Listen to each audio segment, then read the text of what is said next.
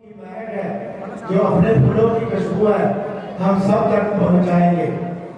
बाबा जी शिवरंती और एक सभी वक्ताओं से निवेदन है, हाथ जोड़कर कर 15 से 20 मिनट के बीच में हम सभी ने अपना वक्तव्य खत्म कर देना है। हाथ जोड़कर विनती।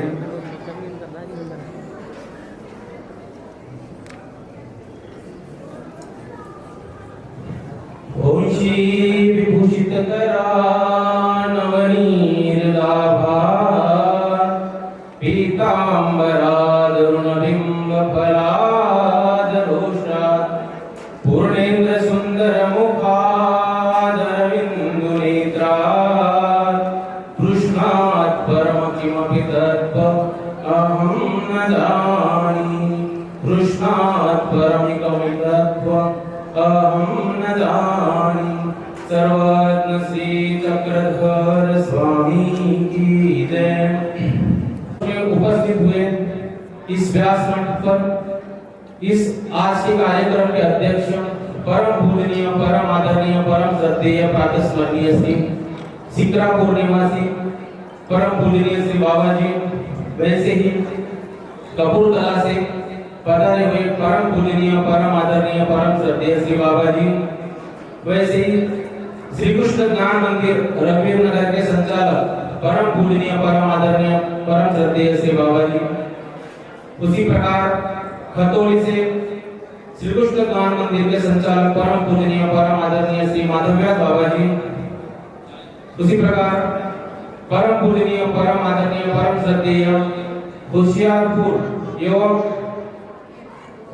मंदिर के संचालक परम पूजनीय परम आदरणीय श्री बाबा जी और पठानकोट श्री कृष्ण मंदिर के संचालक परम पूजनीय श्री संतराम बाबा जी पालिकर, महाराज से पधारे हुए वरणगांव श्री कृष्ण मंदिर के संचालक परम पूजनीय परम आदरणीय श्री राजू दादाजी,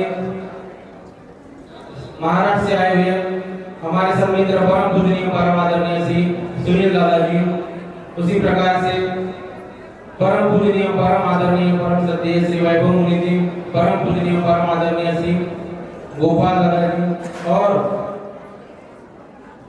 परम पूजनीय परम आदरणीय श्री सागर मुनि दादाजी के आग्रह के अनुसार आए आप सभी संत महंत और वासनिक और प्रभु प्रेमियों, आज बहुत ही हर्ष का दिन है, आनंद का दिन है, क्योंकि आज यहाँ पे परम पूजनीय श्री दादाजी के आग्रह के अनुसार यहाँ पे 40 साधन एकत्रित हुए हैं।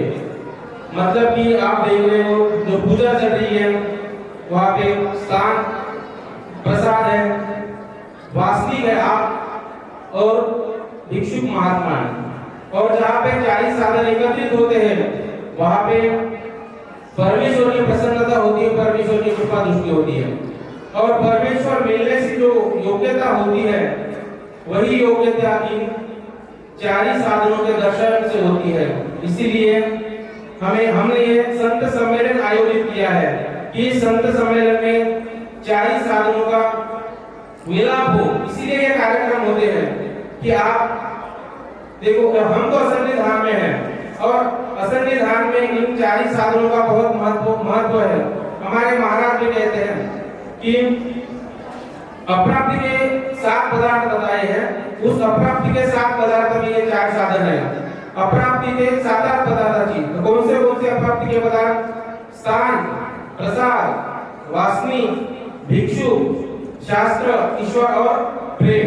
मतलब ये विधि जो बताई है 7 पदार्थों की अप्राप्ति की जो विधि है वो बहुत ही महत्वपूर्ण है। अवज्ञा विधि सा भाव, मतलब ये जो विधि है कि वो विधि करने से जो हम करते हैं उसमें 1 रुपया भी नहीं लगता। मतलब कि देखो, अप्राप्ति मतलब जो प्राप्त भी सहजता से प्राप्त नहीं हो सकती वो प्राप्ति, और उसको याद करने के लिए हमें कहा गया है।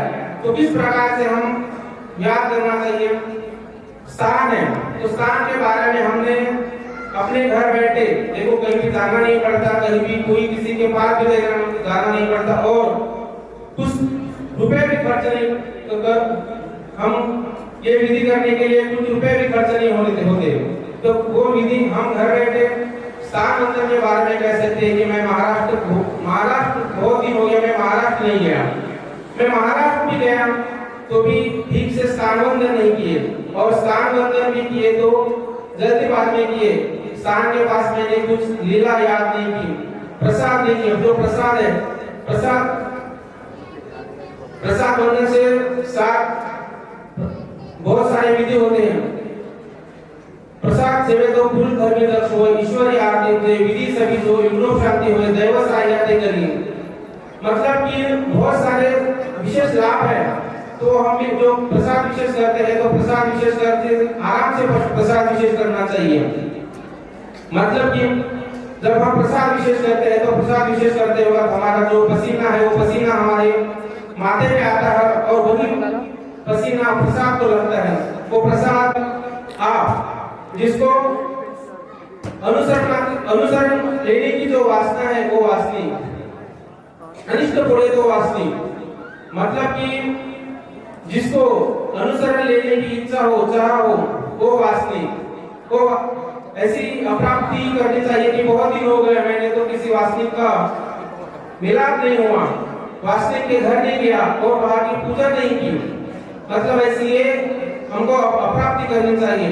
और भिक्षुक मतलब जो आपको विधि अविधि के बारे में बताते हैं, जो धर्म का ज्ञान बताते हैं, गुरुजन जो कि आपको इस धर्म के बारे में बताते हैं कि विधि कैसी करनी है, विधि क्या है, अविधि क्या है, हमको आगे कैसे जाना है, ईश्वर प्राप्ति तक जो पहुंचाते हैं वो भिक्षुक महात्मा। उनको उनकी याद प्राप्ति करनी चाहिए कि मैंने बहुत दिन हो गया मैं महाराष्ट्र गया, लेकिन उस साधु महात्मा के दर्शन नहीं किए, भेंटघाट नहीं की। शास्त्र के बारे में हमने अप्राप्ति करनी चाहिए कि बहुत दिन हो गए, क्योंकि शास्त्र के बिना तो हम अधूरे हैं। जब तक शास्त्र नहीं कर सकते हम आगे बढ़ नहीं सकते।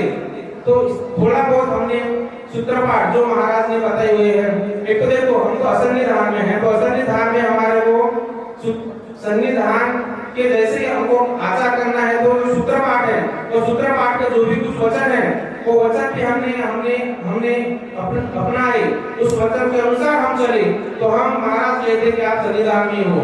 हाँ, तो हमने एक भी कम से कम हमसे एक तो भी वचन का आचार होना चाहिए।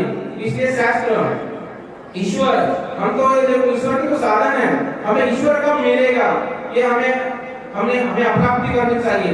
ईश्वर और प्राप्त ईश्वर शास्त्र और प्रेम। देखो प्रेम के 14 उपाय है, तो प्रेम के 14 उपाय में हम कम से कम अभी भी सहजता से 3-4 उपाय तो सहजता से कर सकते हैं। किसी की शुश्रूषा करना, हाँ, किसी संत महात्माओं की सेवा करना, ये भी 14 उपाय के में आता है, तो हम सहजता से कर सकते हैं। तो हमने ये अप्राप्ति के विषय में अप्राप्ति के भाव करना चाहिए, इसी से हम आगे बढ़ेंगे। और ये जो धर्म वार्ताएं होती है, धर्म वार्ता प्रसंगी सर्वत्र अवस्था, मतलब जहाँ पे धर्म वार्ता होती है वहाँ पे परमेश्वर की उपस्थिति अवश्य होती है।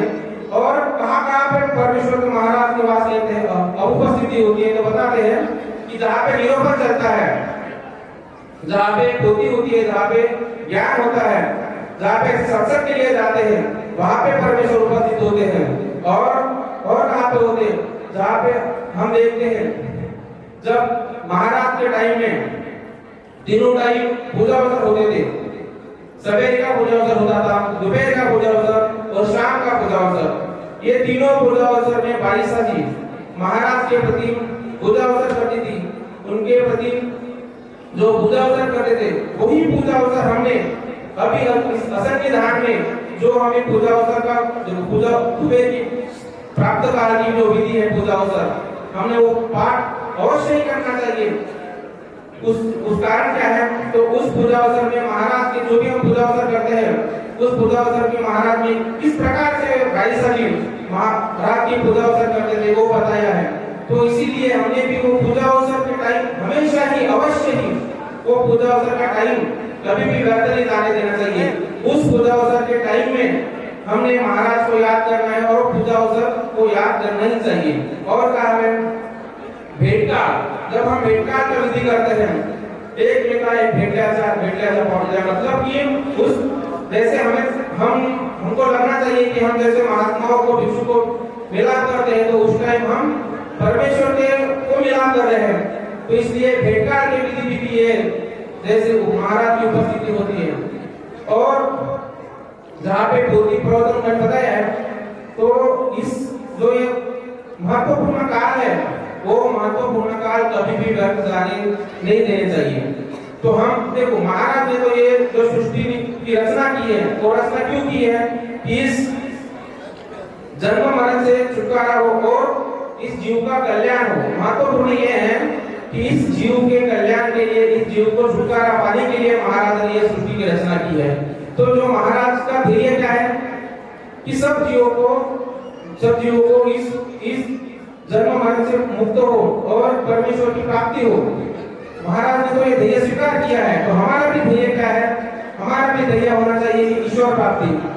करुणा करुणी वैसन करुणा करुणी ऐसे एक जीव उद्धर नहीं जीव कि जीवों का उद्धार करना ये वैसे महाराज ने स्वीकार किया है।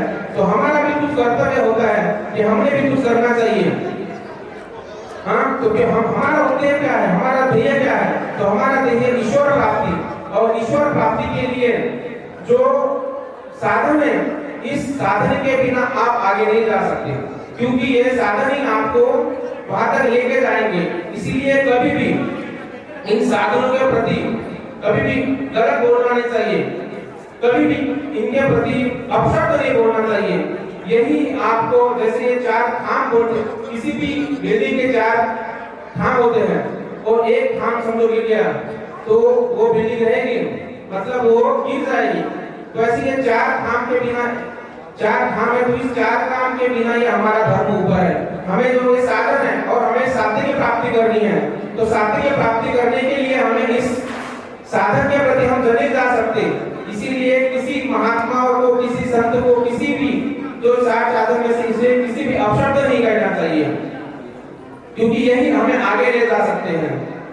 तो परम पूजनीय परम आदरणीय श्री दादाजी सागर मुनि दादाजी की को बहुत बहुत बधाई। श्री कृष्ण मंदिर पहाड़गंज की ओर से बहुत बहुत बधाई कि उनका वार्षिक सम्मेलन बहुत ही अच्छे से किया, उन्होंने व्यवस्था की है।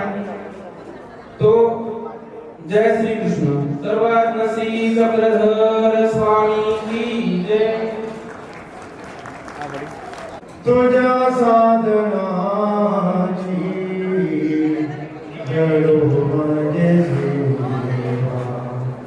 चाहो साधना सेवा आनी करना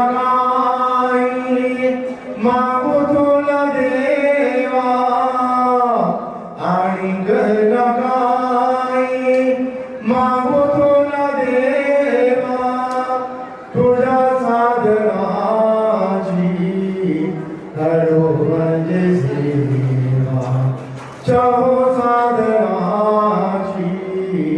हरो म्हणजे सेवा। तुझा साधनाची अर्थात जो हमारे चार साधन है उनकी सेवा मेरे को हमेशा मिलती रहे। इसके अलावा महाराज मेरे को कुछ नहीं चाहिए, बस केवल आप ही चाहिए।